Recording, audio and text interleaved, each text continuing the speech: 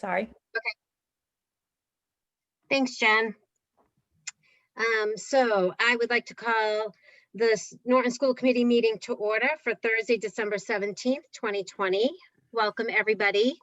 On this snowy day, I'm glad that we were able to keep our meeting, even though it was a snow day today, because we do have a lot to talk about as we end our year almost, heading towards a new year, 2021. So let's see. We will start with approval of the minutes from our December 3rd, 2020 meeting. So if everybody's had a chance to look them over, any questions or comments? Seeing none, is there a motion to approve the minutes of December 3rd, 2020? So moved. Second? Second. All in favor? Sherry? Yes. Dinesh? Yes. Kathleen? Yes. And Dan? Yes. And I am a yes as well. Thank you. Sherry, warrant? I've reviewed and approved the following warrants. School expense warrants, December 4th, 2020, $383,984.33. School payroll warrant for December 3rd, 2020, $992,332.48. I wish to enter them into public record. Great, thanks, Sherry. We will move on to our student representative update. Malia and Zoe, hi. I don't know, Malia, would you like to start? Sure, I can start. Great, thank you. I'm going to start with the LGN. So the LGN has had a very busy holiday season. On December 6th, they co-sponsored the Santa Parade. They also had a Zooming with the LG Read Aloud event with over 55 families joining in. Mrs. Luke was their first special guest reader, and they are hoping to host more read-alouds.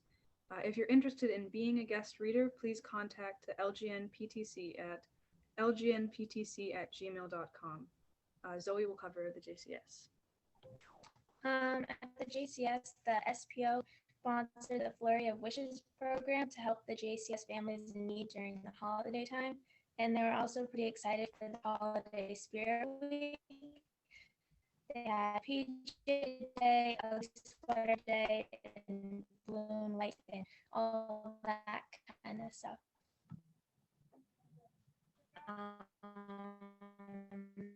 So they also will have an upcoming virtual sing-along on December 21st. We have the Yell. Okay, so the Yell has had a couple weeks of spirit days, including crazy hair, hats, crazy socks, and PJs, which is my favorite, both home and at school.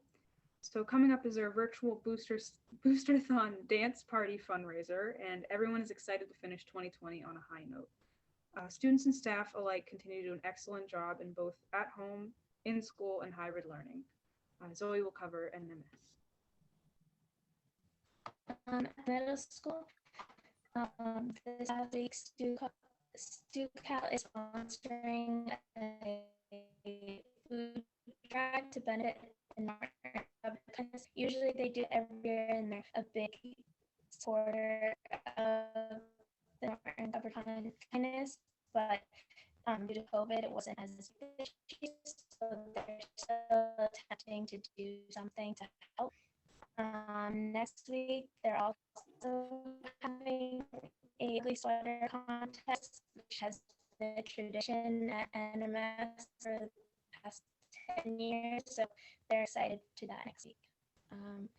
And Malia, I'll keep going for the high school. Can I interrupt you for 1 minute? We had a lot going on with the honor societies, and the clubs have been pretty active recently. The Math Honor Society is having. Zoe, can you hear me? Sorry, you cut out. What? Sorry. I don't know if it's my internet. I'm having a hard time hearing you. Yeah, I'm having the same problem. Yeah, I'm sorry. Yeah, Zoe, you're freezing up on us. Malia, can I can take the high school. Okay, sorry. I'll try connecting to that's okay, Zoe. Thanks. No problem, Zoe. Malia, if you wanted to maybe cover the high school, and then we'll see if Zoe can share some information after. Okay. Thank you. So for the high school, so there's a lot going on with honor societies and clubs. We have book club going, math honor society, yoga club just started up today, and Tri-M is doing a lot. I'm actually a part of Tri-M, which is the music honor society, and we've been doing a ton of fun things. We're doing game tournaments where people will pay a couple dollars to enter, and then the winner like wins all the money that was entered in the tournament. Virtual coffee houses, which everyone loves, and we're also currently selling like music grams, which allows kids to pick a personal song or a message, and they can request who they want to send it to. It's good because all the money goes back into the program. So a lot of activities at NHS too. And I think that's pretty much it. If Zoe wants to chime in anything, if your audio is okay. Yeah, can you guys hear me now? Zoe, we're having a hard time. It feels like you're kind of muffled. Oh, sorry. I'm That's gonna okay. come this week, so sometimes. So can I I know- interrupt?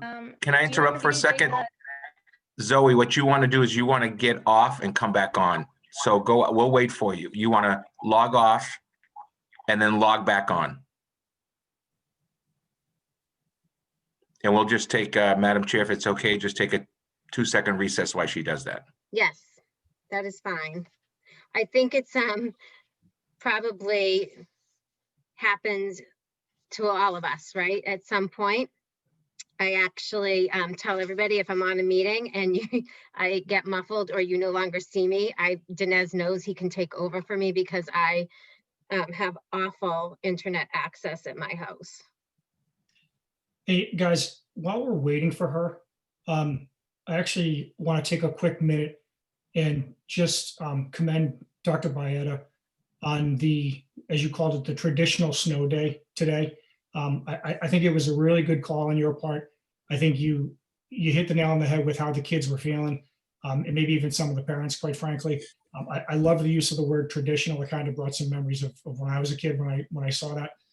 But I wanted to thank you. I think that was the right move, and I wanted to tell you how much it meant to, I think, the kids. So That was, as a student, that was probably the light in the end of the tunnel in the recent, like, just so crazy.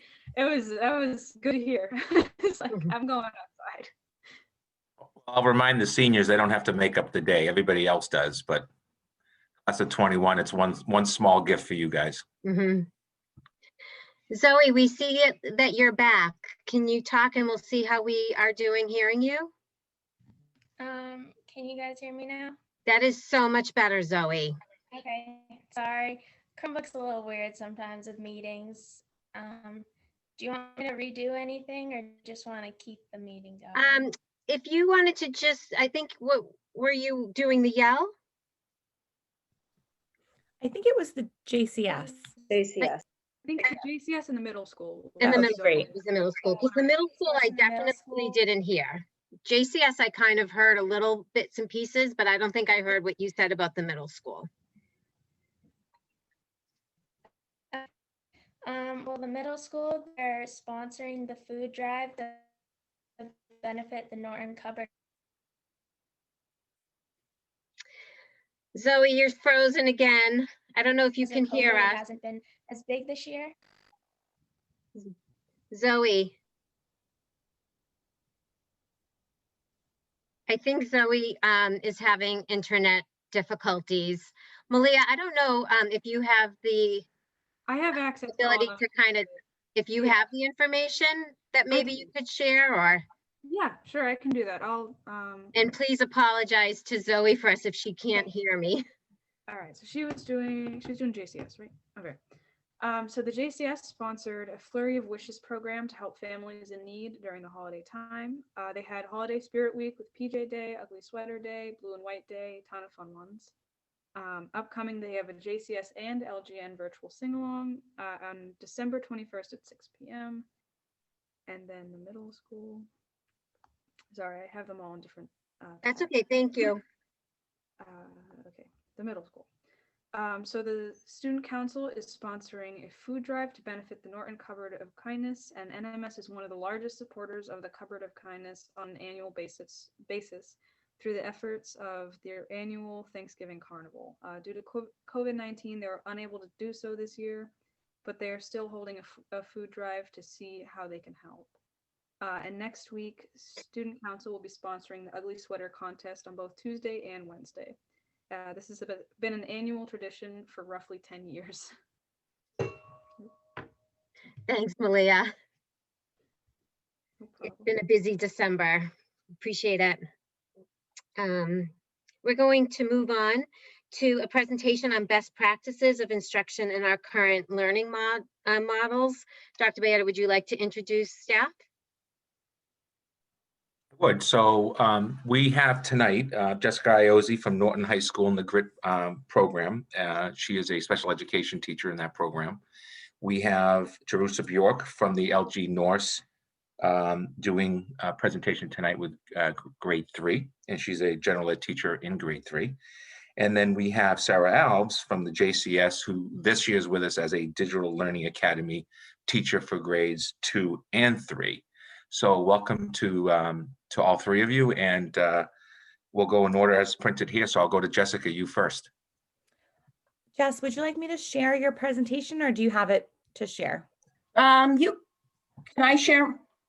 Yep, you I can can. share. I'll share. Great. Okay. Maybe. Can you share it? I can't seem to. Yep, not a problem. As you're doing that, Jen and Jessica, before you go on, I just wanted to inform the committee that this is all about trying to provide some updates to not only you, but to the community about some of the things that are going on during this COVID-19 different way of doing business. And we thought that really just inviting staff to come forward is a great opportunity for us to get that information out. So thank you to all three of you, by the way, for taking time away from your snow day to be with us. Thanks. And Jess, just let me know as you want me to advance the slide. Okay. So I am the teacher in the NHS GRIT program, and I have been for the last 14 years. And I can say that this year has been one of the best years I've ever had. So I don't say that to a lot of people because a lot of people are struggling, but we've had a great year. I have 2 teacher assistants, Heidi Loring and Maureen Malloy, and Michelle Amaral is our adjustment counselor. Next slide. Okay, so I included some pictures of our classroom, and as you can see, each kid has their own carol, and they use those for independent learning and to keep their materials. And then I have the tables for small group instruction or one-on-one instruction, and they're all socially distanced. Next slide. Oops. Okay, so a lot of people ask me what GRIT stands for, and it stands for growth, resiliency, integrity, and teamwork. And last year we sat down as a staff and determined what does that mean as for our students. So growth, we want them setting goals and assessing their progress.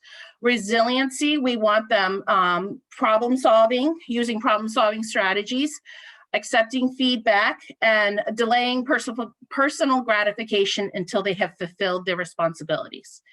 Under integrity, we're looking for them to take responsibility for their words and actions, and to invest quality effort into their work. And under teamwork, doing positive things in the classroom and the school to make it a good place to learn and to communicate to them, to their peers and to the teachers respectfully. Next slide. So this year, we currently have 7 students that are part of the 4-day in-person program with a potential of 1 student returning. We are teaching math, history, and English within the GRIT program, but we also provide coverage for students who go to inclusion classes. Next slide. All of our lessons are conducted in small group setting, 1 to 4 students. They receive one-on-one instruction to ensure mastery of the skills. The pacing is dependent on students' needs. We follow the NHS curriculum, but it's just at a modified approach. And our behavioral level system is individualized per the students, and it is also student directed this year. Next slide. We also provide weekly SEL lessons and group counseling. We also provide individual counseling, and our lessons include weekly weekly meditation using the Calm app, journaling, group discussions, and community building activities. Next.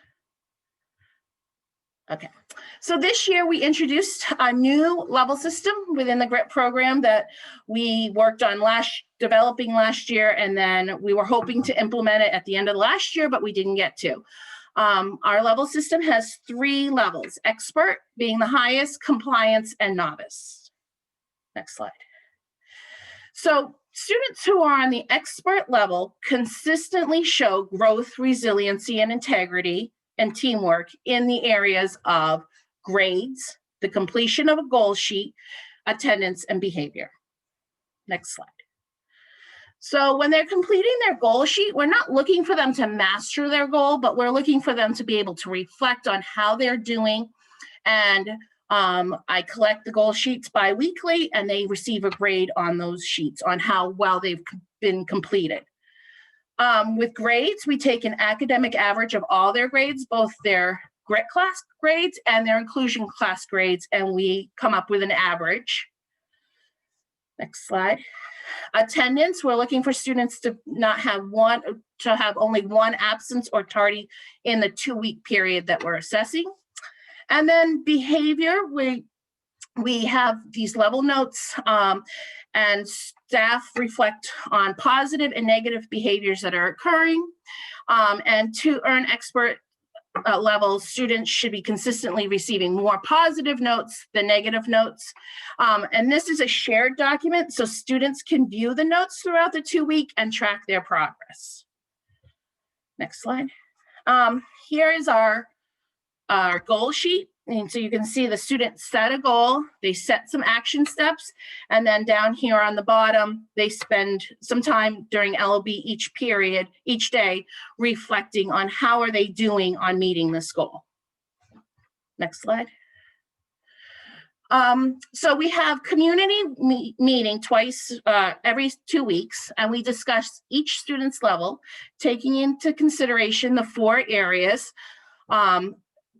their academic average, their goal sheet, their attendance, and their level notes. Levels agreed on as a community. So we all have a say in each kid's level. The students can say things and the staff can say things, and then we determine using this tracking sheet what level students land on. And I thought at first that this was going to be rough, but students are pretty honest with each other and open to listening to what other students have to say, and it's been great. Next slide. So the hybrid schedule in our classroom works with students attending remote Mondays, just like all other students. We've been doing engaging activities such as Ed Puzzles, Quizlets, and Kahoots. I've been using a document camera to do especially math lessons, and that's been working great. And we've been providing students kudos and positive level notes for attending the meetings, and we've really had great attendance on these remote Mondays. Next slide. Okay. On cohort 1 days, all my students attend their GRIT classes and their inclusion and mainstream classes.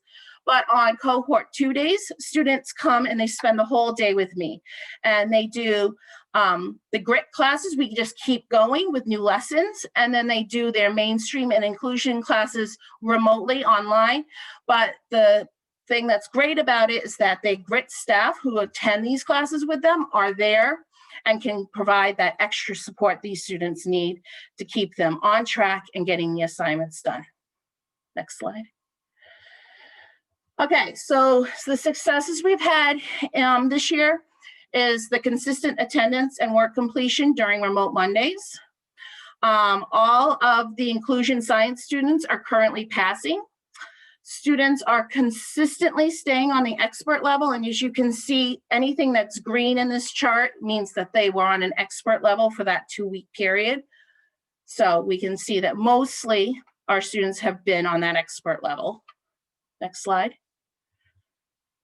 All of the students are currently passing their mainstream classes.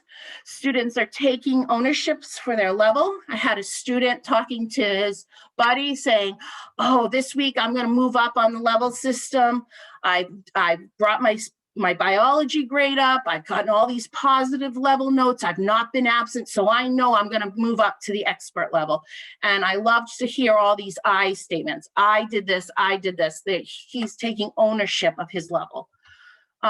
Students are consistently reflecting on their goals. In fact, every 2 weeks now, I'm giving them more suggestions on how to even reflect better.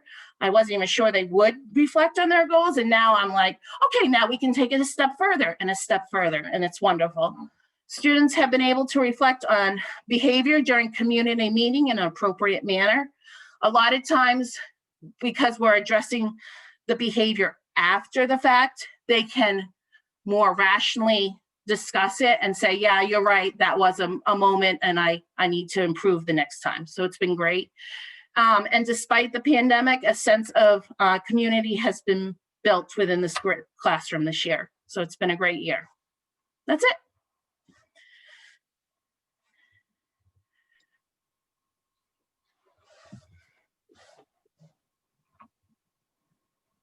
Well, I have to tell you, as we move on to Jerusha, we'll go to you next. Just wanted to identify for Jessica, you're getting some kudos messaging that's for you, not only your presentation, but your work. So seems to me like you're doing really great things, and some of our folks are online talking about that right now.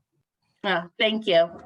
If you don't mind, Dr. Bayetta, I'd like to say, as many of the folks know, I've done this kind of work with that particular kind of classroom therapeutic environment for a long time. And honestly, in my opinion, and I'm not just saying that because of my current position, but this is probably one of the best high school run therapeutic programs that I've seen in the 25 years or more that I've done this job, in terms of supporting. It's student driven, and it focuses on academics, behaviors, and social interactions. And the buy-in really that the students have demonstrated this year, due to the staff, is outstanding. So I really want to just give her kudos for that work that not just her, but her entire staff has done. I definitely couldn't do it without my staff. They're awesome. Well done, and thank them as well for us. Jerusha. Okay. Hi, for those of you who don't know me, as Dr. Bayetta said, I'm Jerusha Bjork. I teach at the LG Norris. I taught at JCS a long time ago. I work with Lisa Lovering and Teresa Quinn. They're my teammates at LG Norris in 3rd grade, and they've contributed greatly to this information that I'm about to give you. We work together on this, and we're calling it Positivity and Success in Spite of It All. And that's kind of how we feel when we look at, what's going well and what are the challenges. There's so many wonderful things happening every day across the district, but I know we seem to focus on the challenges a lot. And that's kind of where the dialogue seems to be with everybody. But I'm happy to share lots of successes, surprises, silver linings that we have discovered along the way this year. This is really geared towards 3rd grade, but I think it does overflow a lot throughout the elementary level, at least. So my students, our students are independently navigating their at-home learning days. They're far more independent than they were before. If before we asked them to get onto an app or something, they would need all this, but now it's like quick, quick, quick. They know far more than our 3rd graders have known ever in the past. And I know it's not just technology, but a lot about independence and doing a lot of things on their own. They're communicating with us directly. And this is a big thing. They've really begun to cut out the middleman, which is typically mom, dad, grandma, babysitter, whoever that is. And that's a big deal for 8 and 9-year-olds. So they can contact me, us through Google Classroom or through email and just say, oh, I'm stuck on this. I'm having a little trouble with something. And we can get back to them throughout the day, even when we're with the other cohort. So that's really great to see the growth with their independence.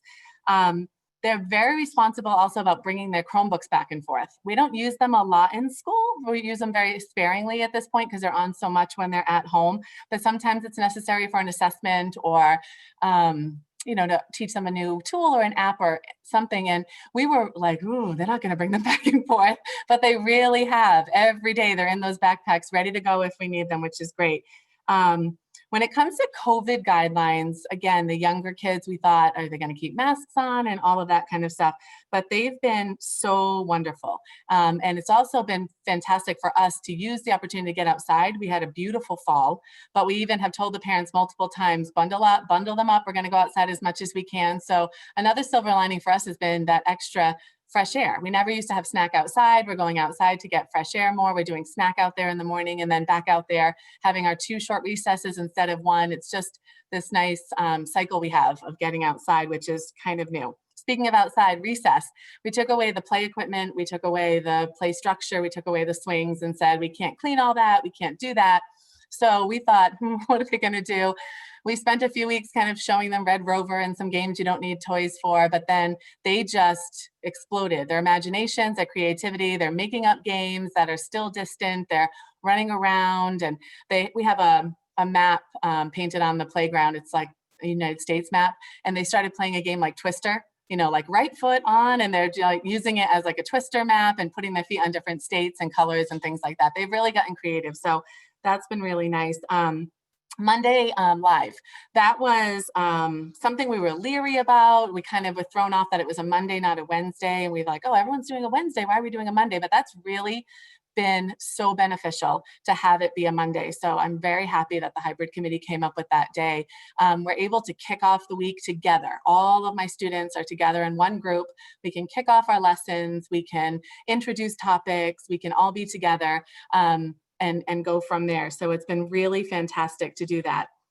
And they like the preview. So then if they're at home on Tuesday, they already know what those lessons are going to be about and they get started there. If they're with me, I say, okay, we did this yesterday, let's roll. And we, you know, just kind of move along with it. So having that Monday together has been fantastic. And I have to say, I was kind of, you know, my eyebrow was kind of up about that one. But the 3rd grade, has had great attendance with those live Mondays. We've had great participation. The students are raising their hand. They're great with their headsets. I appreciate the tech department sending home headsets to all the students. That has been wonderful because they can really focus. So that's something great that's come from it, not just the Chromebooks, but they have those headsets at home with the microphones. It blocks out any background noise at home. It also helps us get less feedback from what's going on in their households and things like that. And we've had very little technical difficulty. There's some glitches and the kids know now. They used to say, Mrs. Bjork, I can't hear you. I can't hear you. And I'm like, well, don't tell me because now you can't hear me help you. So now they know if they can't hear me, they unplug their headset and they plug it back in. They leave the meet, they come back on. If that doesn't work, they shut down completely. So they know the steps now. It took time, but now I'm not trying to type in the chat to them. They know if they can't hear me, they know what to do. Another thing has been small class sizes. That's something, you know, I never thought I'd have 9 students in front of me at one time, ever. Never thought that would happen. Half the class at a time seems weird, and doing everything twice, it kind of felt like Groundhog Day. You know, you do your whole lesson plan, then you have to do it all again the next day. But we've seen a lot of things. I have a whole list of reasons why this has really been great. We can teach every student easily and quickly. So we are able to keep moving with our curriculum very nicely because we're not, you know, running around to 20 students at a time. We can see who's ready. We've gotten to know the students better. We can anticipate. Sometimes we know they're stuck on something before they know they're stuck because we can spot them all really easily. They're spread out nicely. There are very few behavioral issues and behaviors that need to be redirected or anyone not following the class rules or the expectations of LG Norris. They're really on track, and it might be that they're spread out. They're 6 feet apart and they really can't get into any mischief. There's also really nowhere to hide if they want to be, you know, doing anything they're not supposed to be. So the behaviors have been wonderful. We imagine, we didn't imagine, or we couldn't imagine how we're going to keep the pace of the curriculum having the students not every day, but we really have been able to. With smaller groups, we've been able to combine lessons and really kind of keep it going. So we were looking the other day at where we were in math and ELA this point last year, and we're really right on track, maybe only a week and a half off. And I know that's just in 3rd grade, you know, and I know 3rd grade at JCS is right about where we are. And I'm not sure about every grade, but it's a really nice surprise that heading into Christmas that we're not, you know, running on a treadmill here, trying to catch up and keep up. So we have students in all 3 of our classes receiving special education services and Title I services. To accommodate these services in the past, the students would be pulled out of the classroom and may potentially miss lessons. Something that's happened with this hybrid model is that we're not juggling like, oh, you can't have them yet because I have to finish this, and trying to make those schedules, because a lot of the services are when they're at their at-home days. So their specialists are Zooming with them and getting those services in, whether it be their Title I groups or their special ed services, speech services. And if they have speech 2 times a week or OT 2 times a week, we might have worked out that one is when they're in person and one is when they're at home. So they can get to know these students and work with the students in person as well. So not all services are on their at-home days, but we've managed to really work that out. I have some students working in a specialized program and they come 4 days a week. So the 2 days that they would be with me, they're with me the full day. And the other 2 days they're with their specialized program, and they're able to get all of that remediation and reteaching all in those days. So they don't miss a second of what I'm doing, which is really, really fantastic. This year we have more communication with parents than ever. And I think that's a real plus, another positive, another success in spite of it all. We have parents are emailing us. And like I said, the kids have kind of cut out the parents a bit, but we just have a lot of communication. We know the parents, if they're having struggles with some of the at-home stuff or anything, they're quick to get back to us or to get in touch with us. And another thing we noticed was that conference app that we had never used before at LG North was amazing. We saw more parents than I've seen ever. And maybe it was because one parent would stay home with the kids while another one ran to conferences, or, mom was at work, so dad popped in, or they were both able to get there a lot. We had multiple parents at every conference. We even heard that with some grandparents that also help out on babysitting days and things like that, because anyone could come to the conference. It was really great. We saw a lot of parents there. So the communication and connection with parents is actually greater, I feel, than it has been in years past. We all personally have grown by leaps and bounds in the area of technology. And I always say we weren't pushed out of our comfort zone last spring, we were thrown out of our comfort zone. And then we just kept growing and pushing each other, learning new apps. And we appreciate everything the tech department has done and all the support that they have given us. But as educators, I think this pandemic has forced us to grow, but then really lit a fire. So we wanted to do more and learn more and not have those questions and saying, oh, I wish I knew how. We just learned it. So it's really kind of been great. And we've introduced ourselves in our classes to many new tools. Some of these you've heard of, but for some of us, it was new. Google Classroom wasn't new to us, but it wasn't something we used a lot. ReadWorks, Raz Kids, Reading Workshop online, online resources, Splash Learn, Khan Academy, ST Math, Reflex Math, Google Docs, and our personal favorite is Flipgrid, which I love because that's where I make my videos so the students can see me. But we also use this mainly for science and social studies. So what we do in 3rd grade is we present when they're at home, we present them with content in science and social studies, depending on what topic we're working on. It could be a story, it could be a video, it could be something from National Geographic, it could be whatever we've found. And then the students have to make a Flipgrid video and send them back to us, telling us what they've learned. And that's what I actually am going to share with you. I hope I can share my screen. I've been practicing. Google Meet, I'm okay sharing. Zoom is a little different for me, so I'm going to try.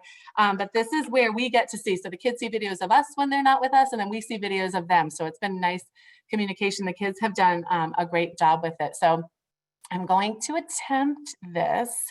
I'm going to share my screen if that's okay. Jen, that's okay, right? Let's see.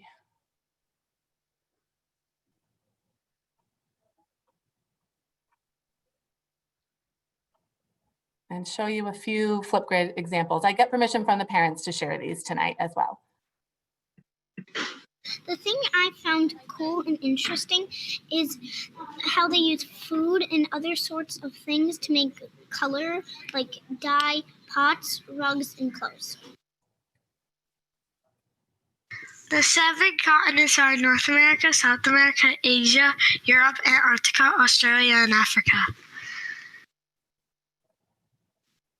Hi, I am Hannah, and I'm going to tell you what are things about turkeys. So, do you ever wonder what's that thing on its nose?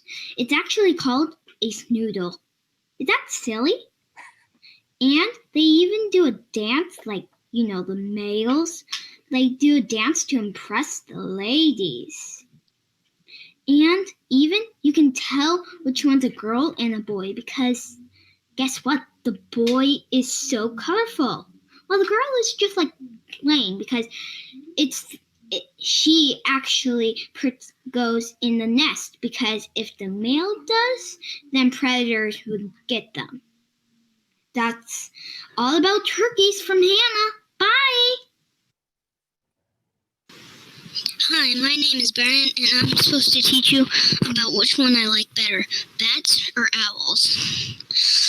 I like owls better because they hunt prey silently because of their wings are so soft that when they flap them, prey can't hear them coming.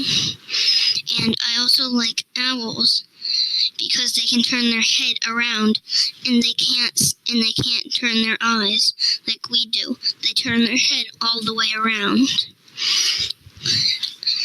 That is why I like owls better than bats.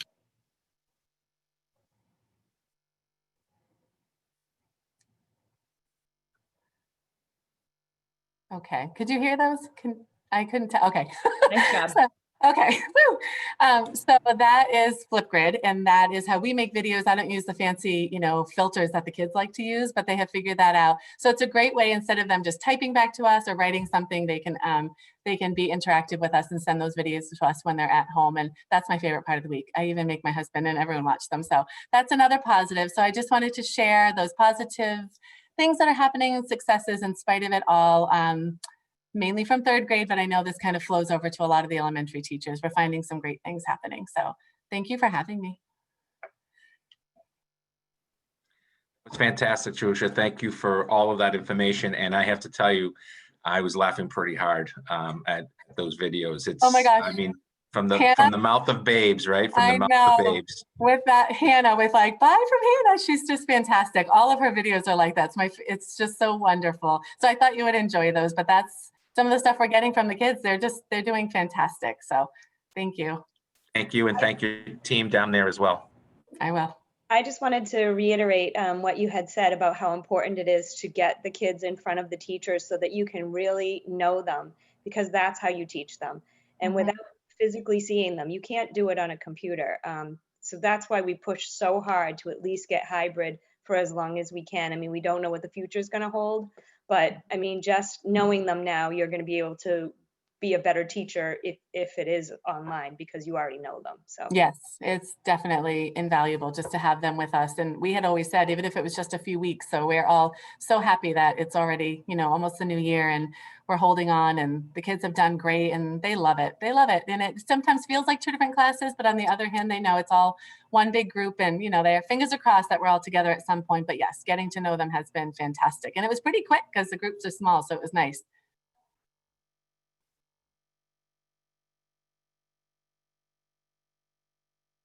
Last but not least, representing the good things going on with that Digital Learning Academy, which is, I think you folks hear a little bit less from, Sarah Alves, who is doing grades 2 and 3 full remote since September. So Sarah, welcome. Thank you so much. I'm excited to be able to have this opportunity to talk, because I feel like our digital learning students are just in a different plane sometimes. So, and I've got students from JCS and LGN. I have 2nd and 3rd grade students. I'm going to share my screen. I'm going to try to, I think, if I can figure it out, because I'm used to Google Meet, because that's what I use for everything. Can you see that slideshow? Yeah, fabulous. Okay, good. That's a good beginning then. All right, so I am the 2nd and 3rd grade teacher. As I said, I have students from JCS and LGN, which has been a kind of a treat for me. I told a lot of these the LGN students how exciting it is for me to get to know students that I would have never gotten to know otherwise. I've also had the good fortune of being able to work with 2 awesome special educators who are working with my 2nd and 3rd grade students who are on IEPs, Keelan Murphy and Lauren Small, 2 people I worked with when I was in the building at JCS in various capacities. So it's exciting to be able to already have a relationship with colleagues that I'm working with these students, because we're navigating something totally different, not being in person with these kids. And some of these kids I've never even seen before. The JCS faces are familiar, but not my LGN friends. We're all together in the Digital Learning Academy, and My top priority, and I made that very clear to my families and to my students, was the social emotional well-being of my students, because not seeing them in person, it made it all the more important for me to develop the relationships that we need to have as teachers with our students. So I thought about it this way: as the parents and the families of the students that are enrolled in the DLA have chosen this model for their children, whether it's for health, safety, family, work, and so many other reasons. And a lot of families have shared those things, and the students have shared those things just in sort of our community building. So we're coming at it from a different point of view in that regard, and we know it's not what school's supposed to look like. It's certainly not the the ideal world, but you know what? It's working, and my families and my students are fantastic. So I think that we're rolling with it, and I'm trying to provide them with as much safety and normalcy, belonging that I can. And the biggest goal for me was to really build a community that was larger than just their home. They're all learning from their home or a grandparent's home or whatever it might be, and they need to feel like they belong to a group, because that's so important. So that was really my top priority. So the way I'm doing that, the way I'm trying to build a community completely digitally, each of my grade levels gets 3 morning meetings a week. So my Monday meeting, I meet with all of 2nd grade all together, and then I have a meeting with all of my 3rd grade all together. Then 2 days a week, Tuesday, Thursday, my 2nd grade is split into 2 groups just to make the group smaller. Right now I have, since September, I've had a fluctuation between about 45 to 50 students total between the 2 grade levels.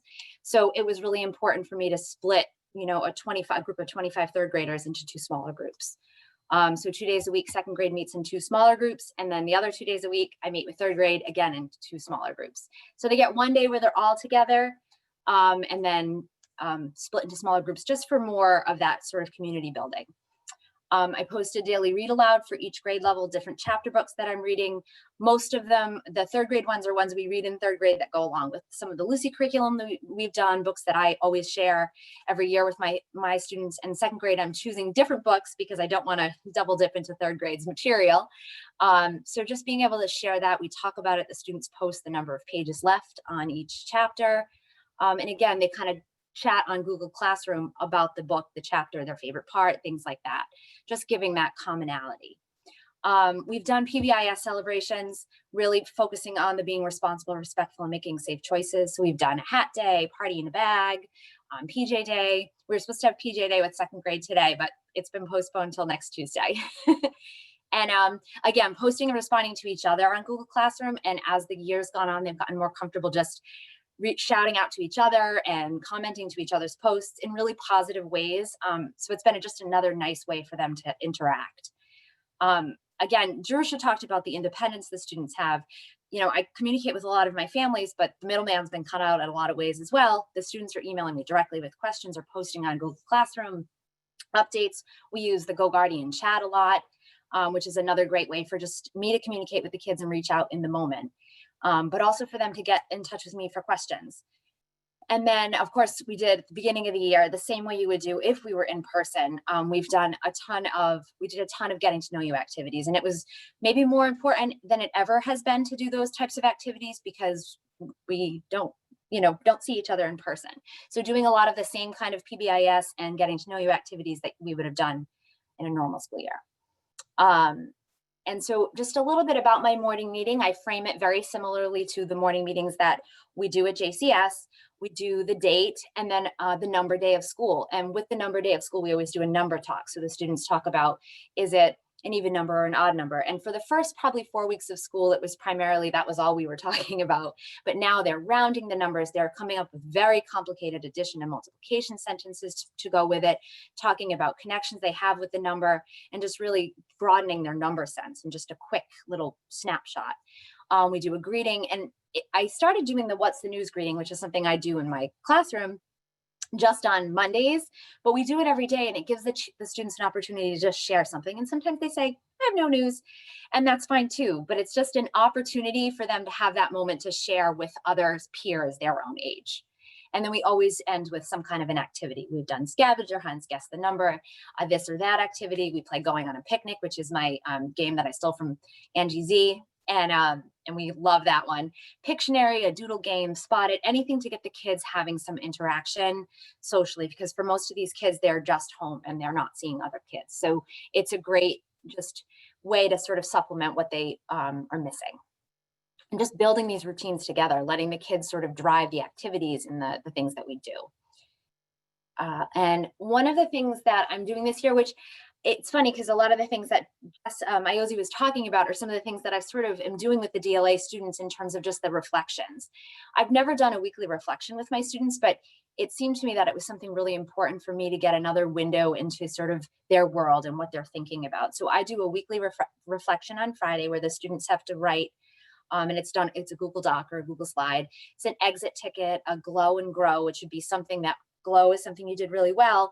And the grow is not something they have to work on, but a strategy that they used. That's how I presented it. A 3-2-1, that was like 3 things I learned, 2 things that were hard, and 1 thing that I overcame, or I've done different ones. The most interesting thing I learned, and just doing things like that to sort of get them to be reflective learners. We've done meditation and yoga, music and talking about books, doing videos, all of these things, books and videos that tie in with reflection, meditation, yoga, any of those things, just to sort of give the kids another access point for some of their ways to talk about how they're feeling. And I have to tell you, I'm so impressed with 2nd and 3rd graders and the things they're writing in their reflections. And it's truly getting to know these kids as I have. They're so amazing in the things that they're thinking about and the things that they're commenting on, and the pride they have in what they are learning and what they're doing. So it's been really, really fun to read those. It's something I love during the week. And then I've been really able to use the SEL menu from the elementary adjustment counselors and the lessons that Corinne Harvey and Bethany Fitzroy at the JCS share. They focused on integrity, gratitude, and perseverance. And I post those in my assignments for the week as an activity for the kids to do, just to, again, supplement what else is going on. So teamwork, talking about my amazing DLA families. I have always been a partner with my students' parents and families, I hope, but not in the way that I am right now. We are really in this together, and it's all about the parent, the student, and me just talking and working all the time. So I send a weekly email to both my 2nd and 3rd grade families, kind of with updates and things coming and what we're working on. Every Wednesday, if students are missing things or if they need help with something, I send an email on Wednesdays to the student and the family saying, hey, I noticed such and such assignment is missing, just having to do that sort of check-in because they're all working at home. Parents are awesome about posting questions, emailing me questions, posting with their students on Google Classroom, which is it's just great. We just are all in this together. And I must have said that 1,000 times to my families because, we sink or swim together and we're swimming just fine. I've had Google Meets with families to support them, phone calls with families, troubleshooting with grandparents. And it's all just, we just all are in it together, I guess, is the only way I can keep saying it. I've made videos to send not just to the students, but to the families, and just my website is there with all the videos I've sent to kids to support. A lot of it is the technology, especially at first.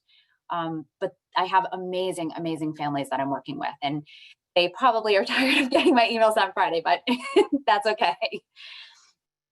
So now the academics and technology in it. So our academic instruction, we have the Florida Virtual Schools, which is our primary resource.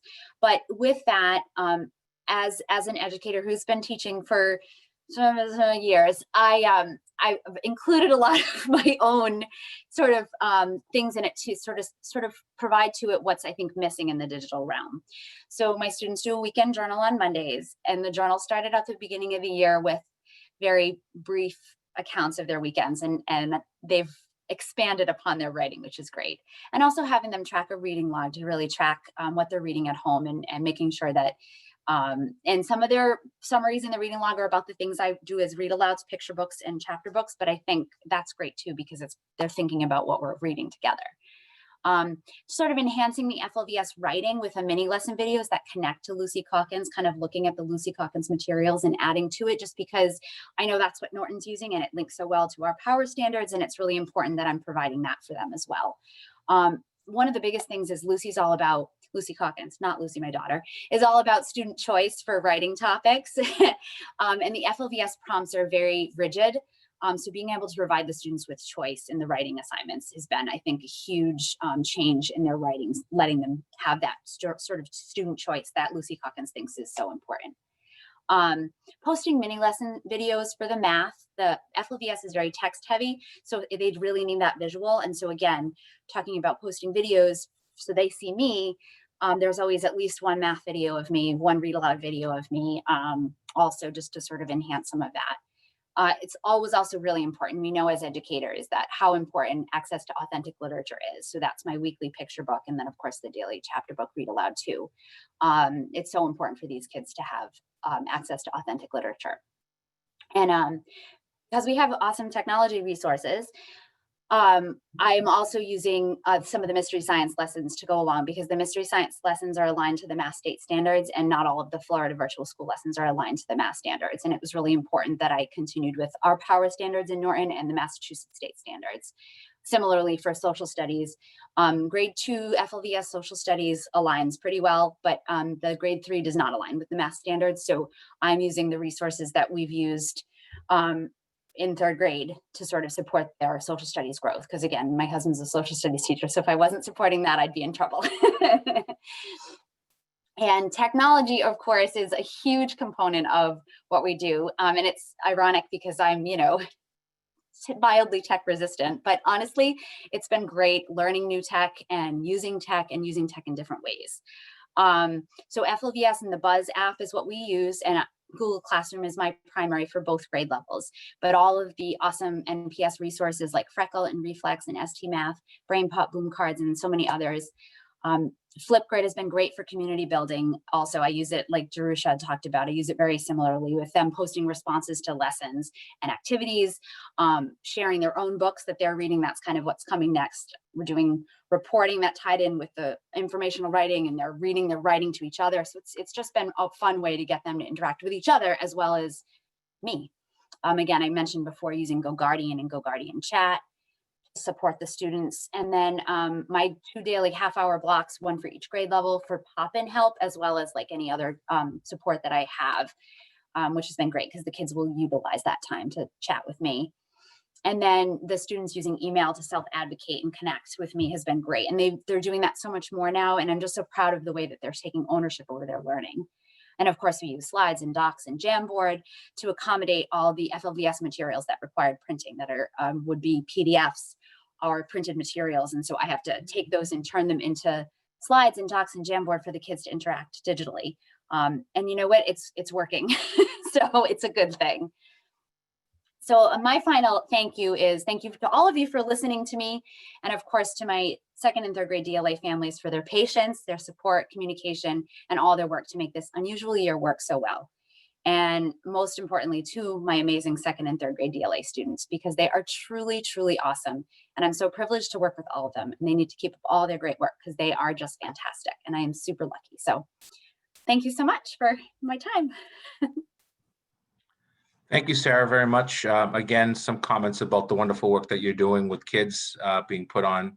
And I also just wanted to share with you that, and I do get it from all kinds of staff, but specifically the DLA, a number of the parents that you started working with have actually forwarded emails to me just saying that things were going well, or how you've handled situations that motivation and or trying to keep the students online wasn't as good as it should be, and you handled it and got those kids motivated and back on. So thank you for that as well. Thank you. One of the things that always comes up around DLA, and as we at some point tonight talk about remote, is the younger students. I just gotten a question about that and how to deal with going remote. One of the things that's very clear about being online full-time with students, which has been happening in the Commonwealth of Massachusetts for over 10 years. There are two public schools in Massachusetts that have been working with kindergarten and 1st grade all the way through 12th grade. Both the Marver School in Greenfield, which is considered a public online charter school, as well as the TECA in the Walpole Westwood area. And so one of the things we're trying to figure out is, how do we have young students at home and they're doing the DLA in this case that Sarah's involved with, or as you all know, we have 328 students in the district that are fully remote right now, what we call Digital Learning Academy Parent Choice, for all the reasons that Sarah said earlier about choosing to go that way. And so the complicating matters are, for some students, the motivation behind the screen and so on is fine. For other students, it's not. It's actually not much different in a traditional classroom either, where we have students that being in a seat in a row for them can be difficult, or it can be easy, or it can be just something that they do. So for us, it's about collecting some of this data about the successes of some of these things as we go into tomorrow with going full remote. And I'll explain some of the rationale behind that later. But thank you to all of you for putting together the presentations and taking time away from your families on a snow day today. So I can echo that. Thank you. I think I probably could speak for the school committee. I don't know if anybody wants to comment, but I think we really all do appreciate the attention, the hard work, really sort of navigating a very new experience, whether you're fully digital or you're in class in a hybrid or your models are just looking different. We really do appreciate it. I think every time I hear comments from staff, from teachers, from families, it's interesting. So much that's happening really are things that maybe we want to consider extending into kind of a traditional model of education. You know, those breaks outside sound really nice for kids, even when we're not in the midst of a pandemic, or smaller classes is something I know I have been sort of an advocate for always. So I think that we're just sort of seeing some really good things happening. Although they're happening for kind of odd reasons, I think that, you know, these are conversations that probably will continue to happen even after sort of the pandemic is somewhat controlled and we're back to what would be considered a more normal school setting. But thank you so much. We really do appreciate you taking time and working so hard to support our students and families. Any other comments? Carolyn, I just wanted to say it's so helpful. I appreciate, you know, all of you coming on and giving us updates like that, because, you know, we do receive updates from Dr. Bayetta daily, sometimes numerous times in a day this year. But hearing it from you guys and seeing those the flip grid that you talked about, it's just awesome for us to be able to see what is actually happening instead of just hearing about it. It's just, you know, it's just important for us to see. So I really do appreciate you guys all taking the time and everything that you guys are doing. I mean, it's huge and it's amazing. I am certainly so happy now that we decided to go hybrid back at the end of the summer. But it really is amazing to see what our teachers are accomplishing during a global pandemic. I mean, we just can't say thank you enough. Mm-hmm. I think when we were having conversations through, I think what we're finding is that sort of navigating really uncharted territory. So every day it feels like it's a little different. But I remember Sherry and I having a pretty intense conversation about hybrid, remote. It just was a really tough decision, but I think that we did the right thing, because I think, as Kathleen shared, kids need to be in front of their teachers, if at all possible, at least to kind of get to know them. And when they're not, they need to have somebody who's dedicated. Ms. Alves, you really shared the level of commitment and dedication and how it can be done successfully when you don't have them in front of you. So, you know, I think that what we're finding is that certain things that whatever the model, there's ways to make it successful, and really putting in the effort and the energy. You know, I think we probably also know that we're probably not perfect, and we are sort of, you know, learning as we go. So things are different, things are changing, but we always are more than happy and able to have in-depth conversations with each other. We certainly have a labor management unit group that meets with the administration that really sort of talks about a lot of these aspects of supporting students. So thanks again, everybody. We're going to move on. Dr. Byetta, a vote to approve the Norton Teachers Association contract extension. Yeah, so this is we have a current contract that the paraprofessionals and the teachers are negotiating with yourself as the chair and Dinesh as the other member. But because of COVID, this past spring, we put a 1-year extension for the current year for both units before the contract comes together as one unit. And we're doing it again for fiscal 22 with the understanding that after the first of the year, we would continue to try to negotiate in a new 3-year agreement that brings the paraprofessionals into the Norton Teachers Association contract. So that's what's before you. It's an extension. The extension would begin September of 21 and end in August of 22. So it's a fiscal year, and it aligns to all the other unions in town set at 2%.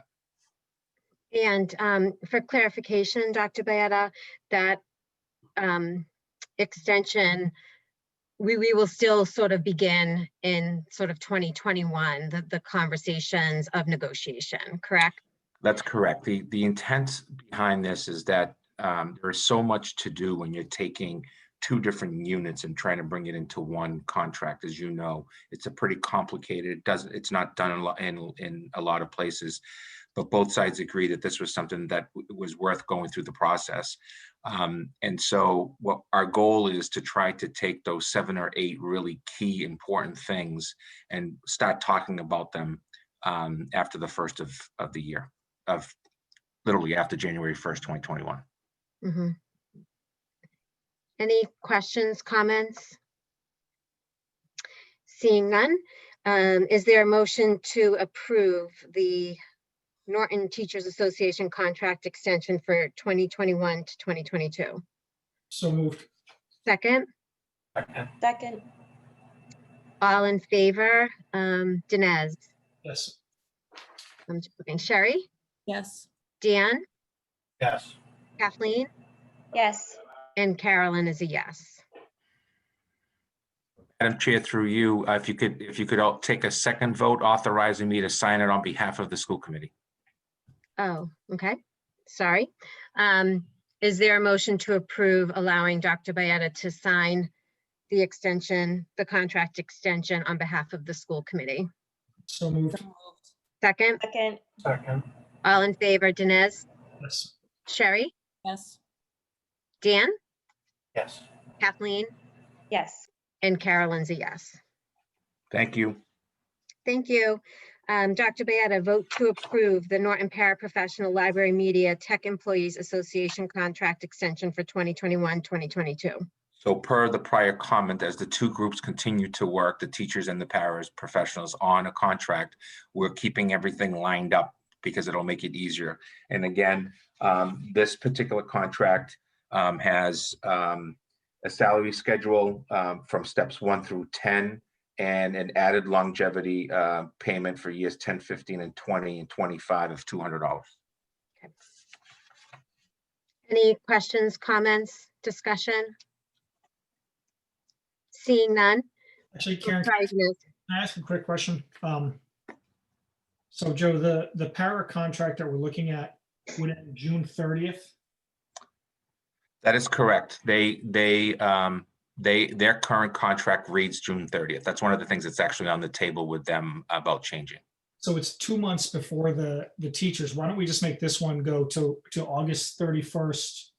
You would have to negotiate that with them. Okay, would they be? I don't know the answer to that, but that could be, you could vote on this tonight and I can bring that back and say, would you like to move the dates? Why don't we and see do what that? We'll vote on this and then we'll look for like another 2-month extension so that they line up and then there's no issue when we finalize the bigger Okay. contract. So, Sounds good. Thank you. Dr. Byetta, can I have a motion to approve with the inclusion of you signing on behalf of the Yes. school committee? Can it be done in one? Okay. You may. Thank you. Is there a motion to approve the Norton Paraprofessional Library Media Tech Employees Association contract extension for 2021-2022 with the allowing Dr. Byetta to sign on behalf of the school committee? So moved. Is there a second? Second, All in favor, Kathleen, Yes. Dan? Yes. Thank you. Sherry? Yes. Dinesh? Yes. And Carolyn's a yes. Great.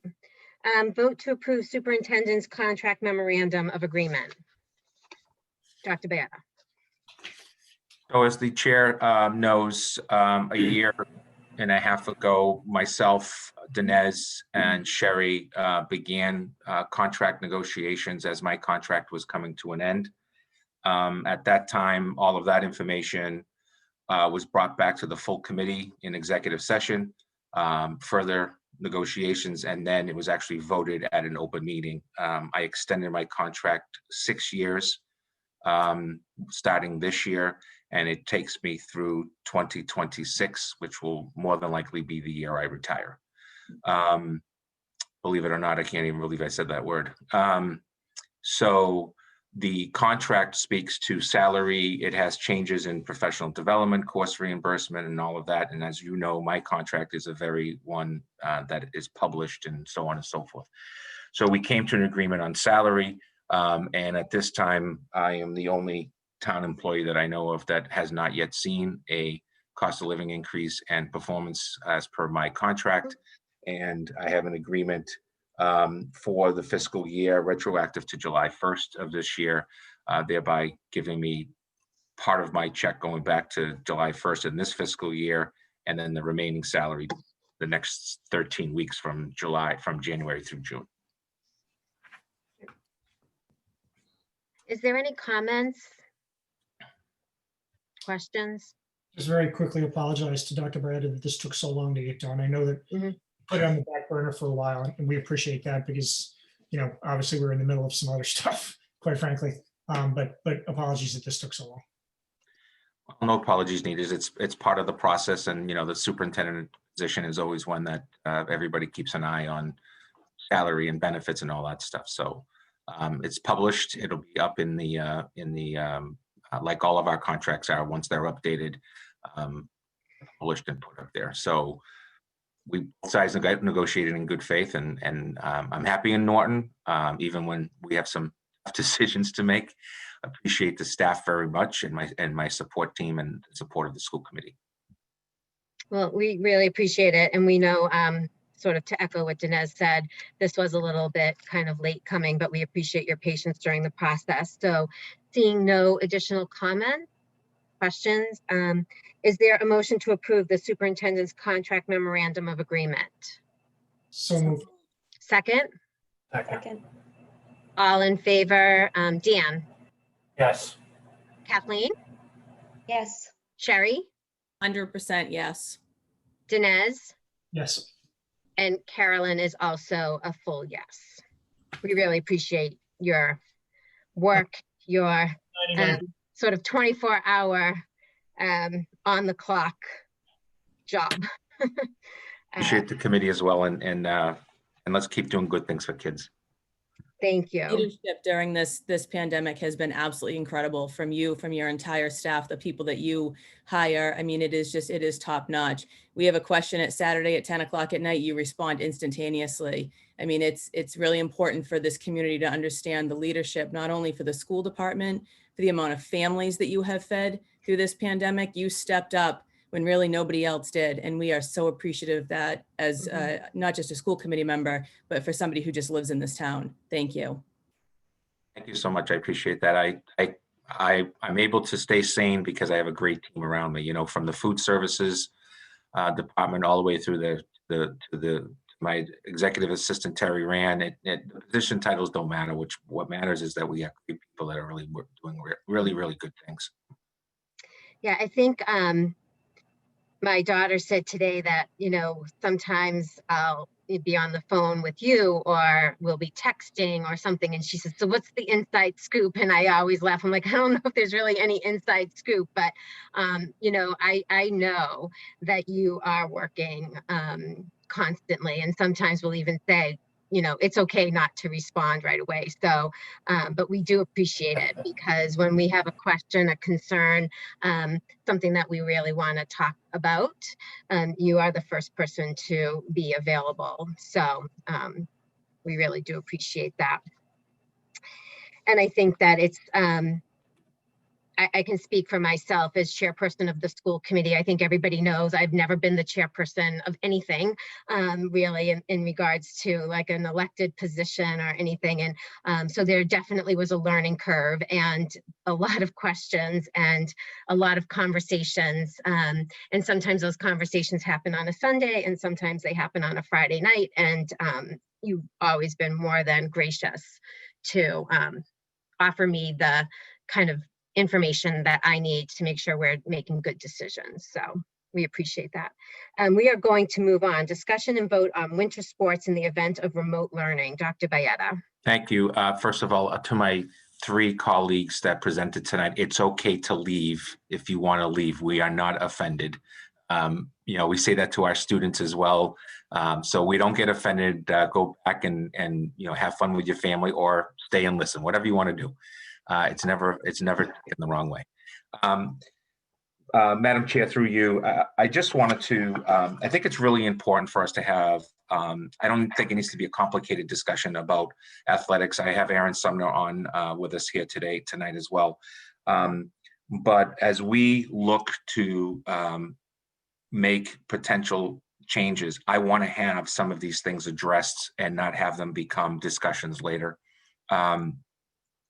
The MIAA and then the other state boards have informed through Aaron and the building principals and the TVL, the Tri-Valley League, that we're having sports this winter. And I'll have Aaron, if Aaron, you don't mind, just kind of give them a general of which sports are doing what. But if we go remote, DESE definitely wants to see a vote from the local school committee, which actually up or down supports me. When they come to me about why you're doing this because of that. And so I want to say, well, local control, we had a meeting, it was on the agenda, there was a discussion and a vote was taken and this is the decision. And it just, to be quite honest, sends a very clear message to all. So Aaron, if you just want to bring the committee up on what's going on for sports, and then the committee can have its discussions.